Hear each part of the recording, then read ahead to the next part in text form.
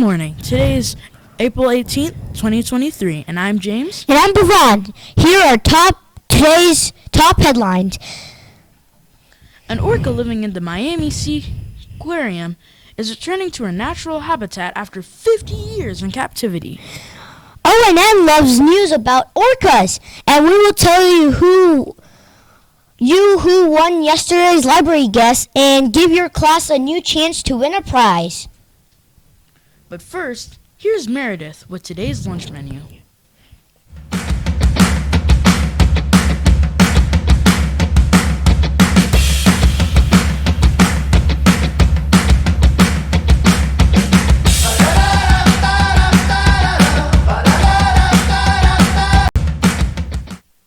Good morning, I'm Meredith, and here is today's lunch menu.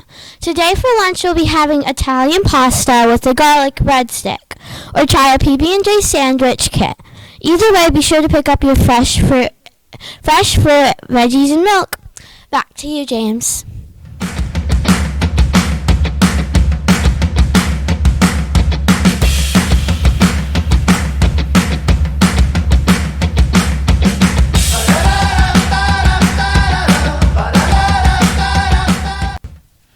Thank you, Meredith. Toki-tai, or Toki, the oldest killer whale in captivity, will finally be released to her home waters in Puget Sound off Washington State.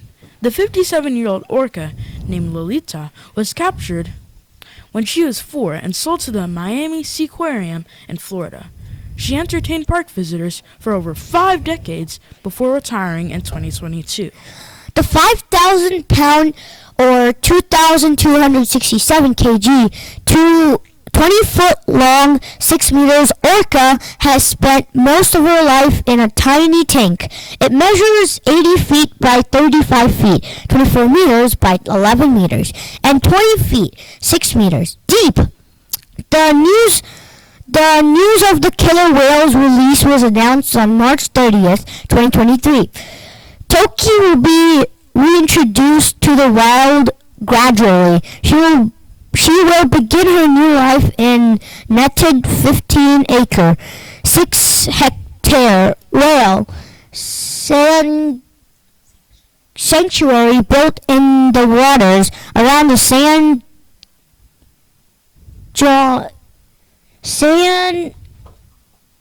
Juan Islands. The killer whale will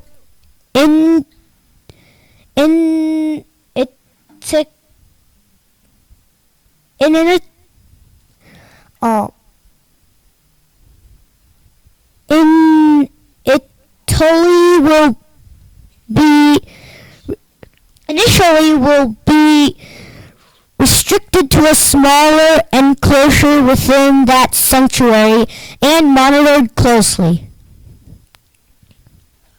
If all goes well, the orca will eventually be reunited with her family. Toki is believed to be the daughter of the 89-year-old leader of the Alpod. This is one of the 3 groups that make up the southern resident killer whales. We hope everything works out for Toki. Yesterday, we mentioned that one of our favorite types of book to check out is the graphic novels. And we asked you to tell us how many are still checked out today.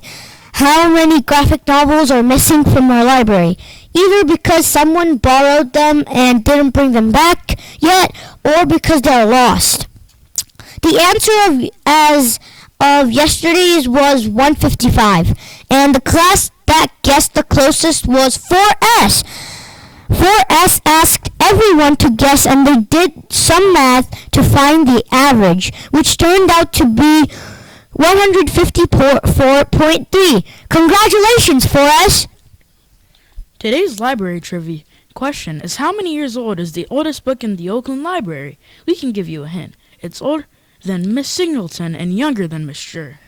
Teachers, send Miss L an email with your class's guess.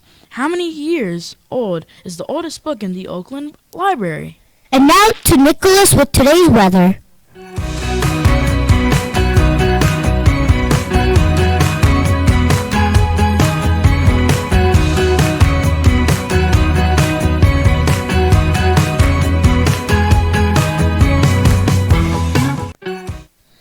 Thank you, Bhuvan. Get ready for very nice weather through the work week. High pressure will continue to build in from the west the next several days, resulting in plenty of sunshine and some cool nights, but very nice afternoons. Highs will be close to average Tuesday before the warming trend continues through Friday. Tuesday sunny and very nice with highs from 74 to 77. Tuesday night clear and a touch of cool with lows of 51 to 56. Back to you, Bhuvan.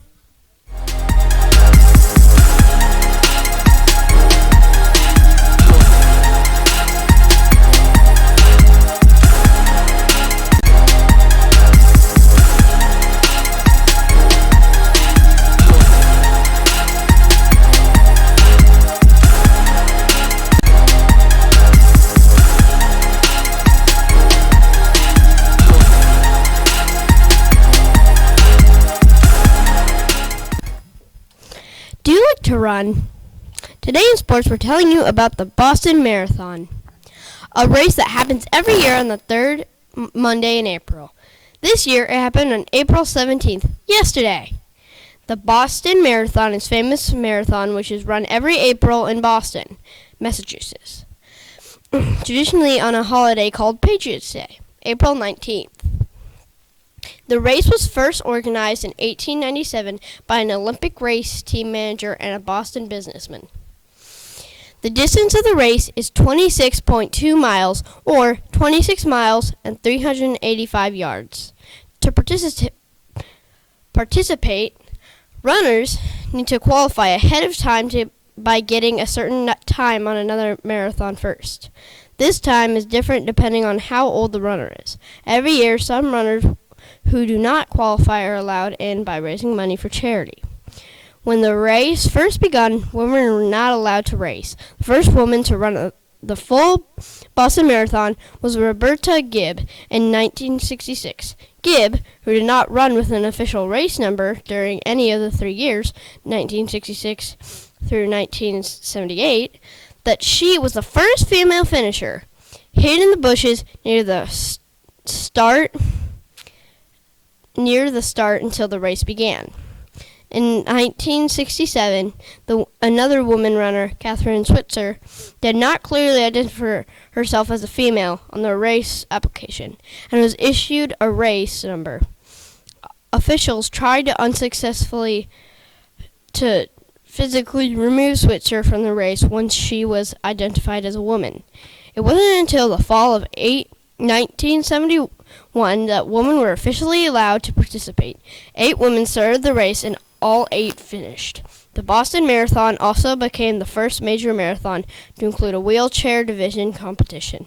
When officially organized, Bob Hall in 1975, with the time of 2 hours, 58 minutes, he collected on a promise by the race director, Will Cloney, that if he finished in less than 3 hours, he would receive an official's finisher certificate. If you like to run, maybe someday you'll run in the Boston Marathon.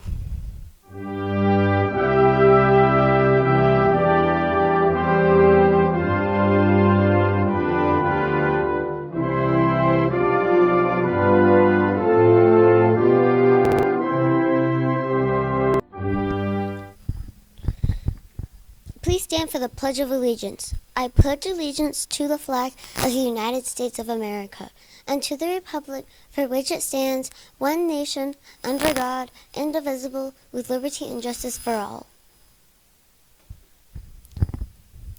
Please remain standing for the moment of silence.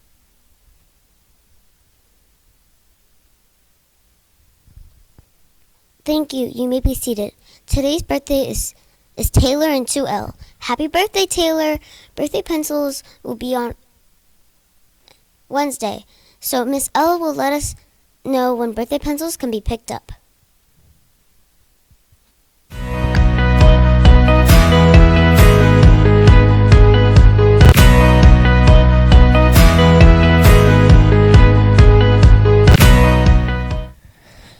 start logging those minutes on Beanstack. April Beanstack Puzzler coming up soon. I'm Bavon for ONN. Have a wonderful day. And I'm James for ONN. Have a wonderful day.